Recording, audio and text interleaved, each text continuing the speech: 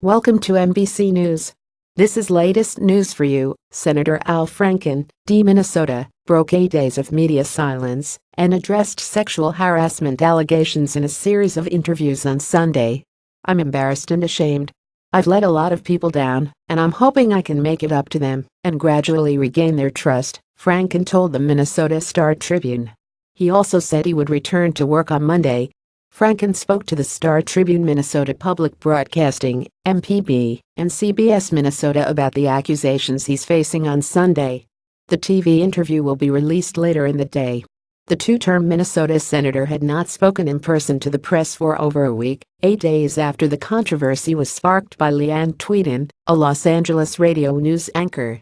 She claimed that during a 2006 USO tour, Franken forcibly kissed her while they rehearsed a skit together and groped her later on a plane.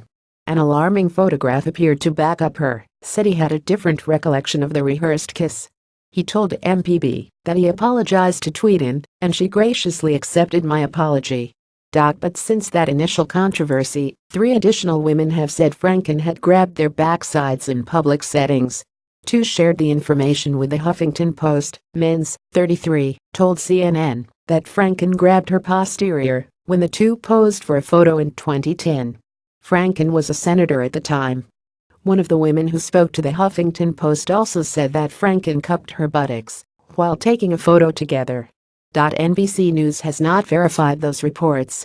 "I don't remember these photographs, I don't," Franken told the Star-Tribune, adding that he had posed for countless photos. "This is not something I would intentionally do." Franken said he was blindsided by the allegations and added that he had used the past week to think about how that could happen. He told MPB that he would never intentionally disrespect or inappropriately touch a woman, but that he believed it important to trust a woman to share her own experience. "My intention is not important," he told the radio station. "What is important is that we have to listen to women and respect what they say. I have been listening and reflecting and hope to make a positive contribution to this conversation. It is a very important," later said in the interview that he did not intend to resign. Franken told the Star-Tribune that he didn't think any additional women would come forward, but said he could be wrong. "If you had asked me 2 weeks ago, would any woman say I had treated her with disrespect? I would have said no," he said. "So this has just caught me by surprise. I certainly hope not." The senator added to MPB that he did not recall any similar situation coming up at any time during his life. "I can't remember any woman coming up to me and saying, 'You made me uncomfortable,'" he said. Franken has issued multiple apologies for the allegations via written statements. The interviews with Minnesotan local media were the first time he has spoken publicly about the controversy. "I know I have a lot of work to do to regain the trust of the people I've let down, the people of Minnesota, my friends and colleagues, everyone who counts on me to be a champion for women," Franken said. He told MPB that he had spent the Thanksgiving break reflecting on his situation, which he said was part of an important national moment, at his daughter's home with his wife and grandchildren. He said his family remains overwhelmingly supportive of him.